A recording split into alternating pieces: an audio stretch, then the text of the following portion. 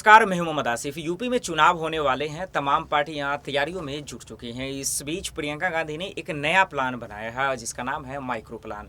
आज हम लोग यही जानने की कोशिश करेंगे कि ये माइक्रो प्लान का क्या मतलब है, कांग्रेस इस फॉर्मेट से कितनी सीटें ला पाएंगे या इससे विपक्ष को कितना फर्क पड़ेगा।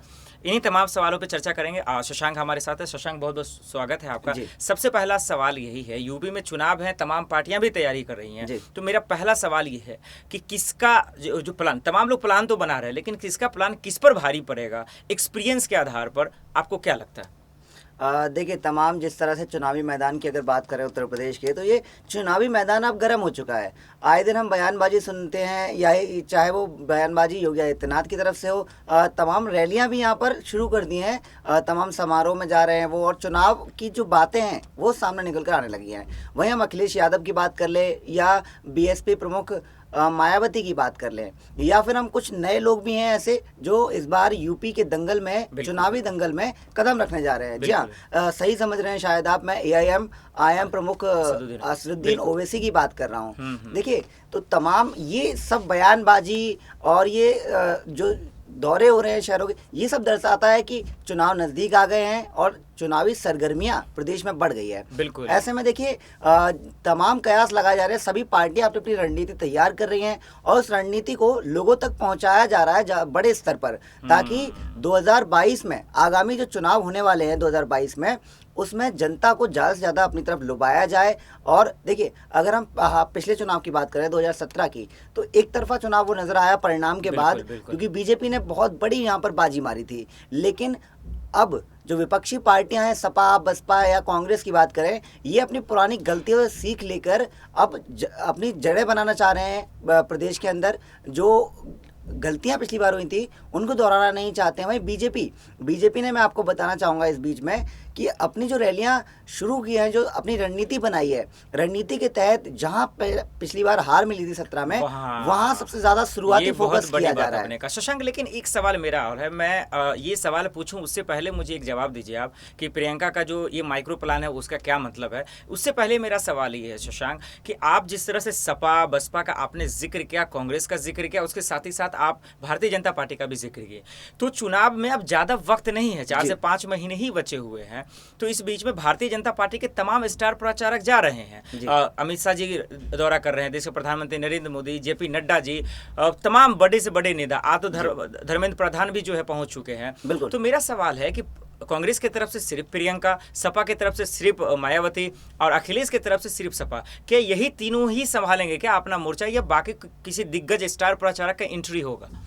देखिए, जैसा कि आपने बिल्कुल सही कहा कि बीजेपी एक बड़े स्तर पर, टीम जो कहते हैं ना, टीम कोऑर्डिनेशन की अगर हम बात करते हैं, तो वो हमें बीजेपी में देखने को मिलता है। चाहे चुनाव कहीं का भी हो, स्टार प्रचारकों की एक भरमार बीजेपी में दिखाई देती है। और सभी, देखिए, योगी आदित्यनाथ को देख लीजिए आप, कई जगहों पर स्टेट में चुनाव हुए, स्टार प्रचारक के तौर पर वो गए, बंगाल में वो गए थे, ठीक है, ऐसे हरियाणा में।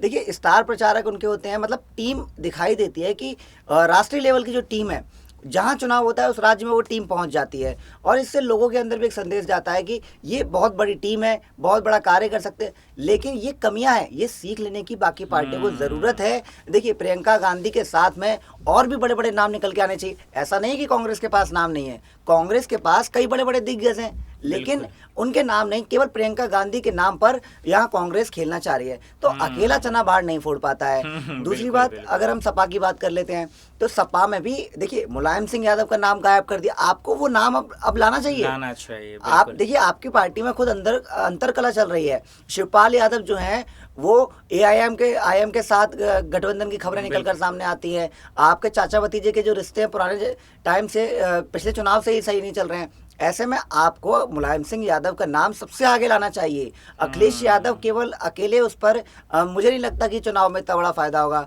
वहीं मायावती की अगर बात करें, तो मायावती की पार्टी में केवल एक चेहरा मायावती बन के रह गई हैं।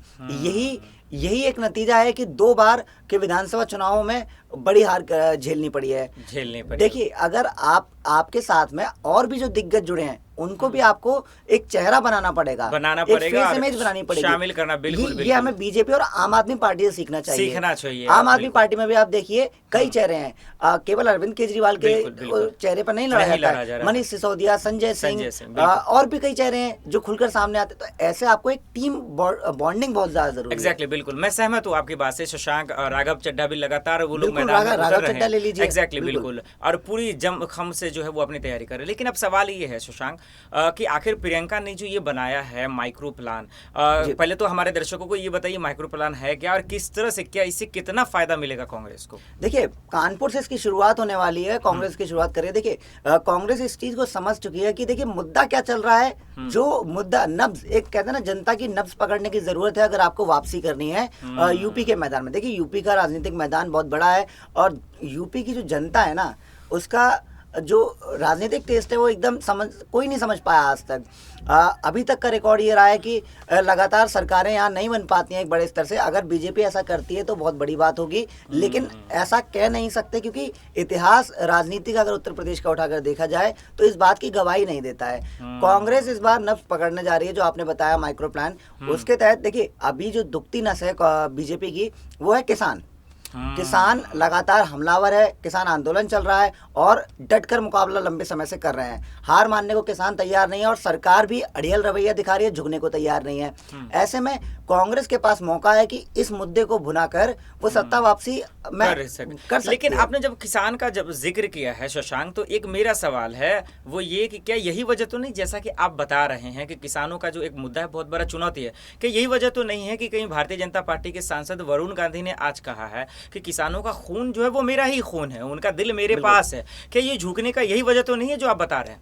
देखिए, बिल्कुल, अगर देखिए आप पश्चिमी उत्तर प्रदेश की बात करें तो एक बड़ी संख्या यहाँ पर, एक बड़ी मेजोरिटी आती है किसानों से। दूसरी बात, जो मेजोरिटी अब किसानी में नहीं है, देखिए भारत कृषि प्रधान देश है, ये इसमें कोई डाउट नहीं है। और यहाँ के हर व्यक्ति का संबंध खेती और किसानी से है, चाहे आप आज शहर में आके बस गए हैं, लेकिन अगर आपका इतिहास है, आपके पुरखों का इतिहास देखेंगे तो सब किसानी से जुड़े हुए हैं। जो एक सेंटिमेंटल जो अटैच होता है वो हर व्यक्ति का किसानों के साथ जुड़ा हुआ है। देखिए तमाम देखिए आज जो किसान आंदोलन को समर्थन मिल रहा है, लोगों का भी समर्थन प्राप्त है, ऐसी बात नहीं है, तो उसकी एक वजह है क्योंकि किसानों, कहते हैं ना हमारे देश का तो नारा है जय जवान जय किसान। तो ये एक सेंटिमेंटल जो अटैचमेंट है हमारा जवानों के साथ, किसानों के साथ, वो अब बीजेपी के लिए बड़ी फास्ट बन रहा है क्योंकि बीजेपी झुकने को तैयार नहीं है। लेकिन जिस तरह से अड़ियल रवैये के बाद अब कांग्रेस या बाकी पार्टियां सेंध मार रही हैं और किसानों को अपनी तरफ ले रही हैं, तो ये देखिए वरुण गांधी का आपने बात किया, उन्होंने इससे पहले भी किसानों के लिए